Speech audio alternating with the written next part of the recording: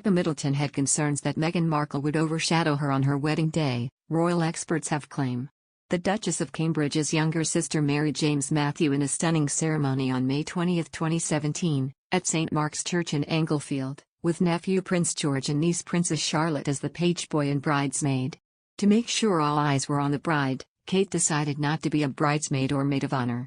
Author and royal correspondent Judy Way told People magazine she made this decision so as not to upstage her sister, and instead, she was Pippa's matron of honor.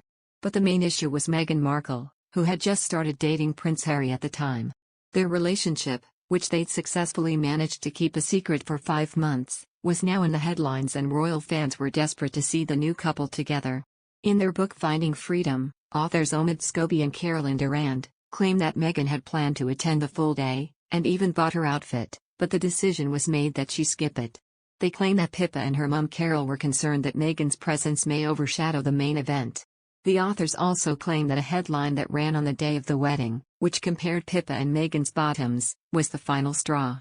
They write, Harry and Meghan agreed that she couldn't possibly turn up at the church, only 50 meters away from a specially arranged media pen, after such a crass cover story. If they worried their arrival might create a media circus despite taking every precaution, now they had no doubt that it would. Meghan's church outfit and Philip Treacy hat would have to be worn another time. Instead, Harry dropped Meghan off at another wedding guest's Airbnb then drove to the church alone. During this time, Meghan got ready for the reception and waited for Harry to return so they could have lunch together before they drove back to the Middletons' house for the evening celebrations. But when they got there, Meghan didn't get to spend the evening with Harry by her side as she imagined. Scobie and Durand write, sitting together in the custom glass marquee that has been erected on the 18-acre property should have been a fun night for the couple, but, per Pippa's request, no couples sat together. The idea of splitting couples up is unusual, but it's a good way of encouraging guests to get to know new people, with Harry spending the evening with TV news anchor Tom Bradby, and Meghan was with Rodger Federer's wife Mirka. Once the sit-down meal was over, the couple came back together and caught each other up on who they'd met before finally heading back to their Kensington Palace home, Nottingham Cottage at 2 a.m. The Duke and Duchess of Sussex stepped back from firm responsibilities in March 2020. They relocated to Meghan's home state of California, where they have settled with 2-year-old Archie and Lilibet, now 9 months old.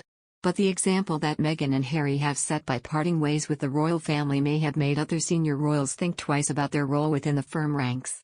Constitutional expert Dr. Bob Morris added this will particularly apply to those royals distant from the throne, who are unlikely to succeed.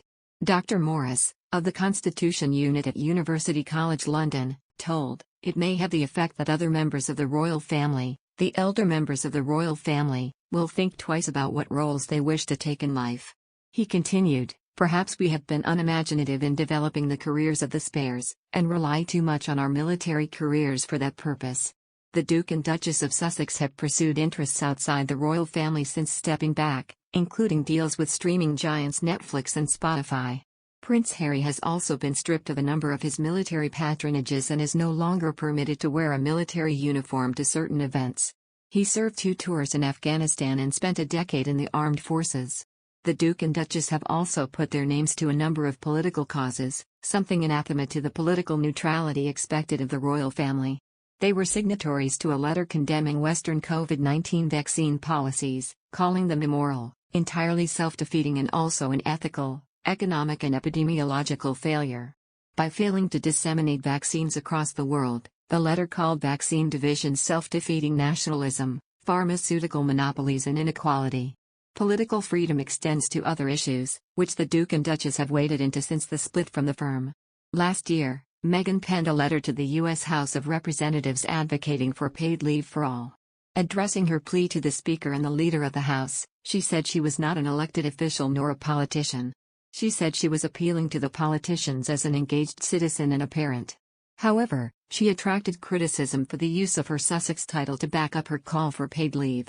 She signed off the letter using the title conferred on her when she integrated into the royal family.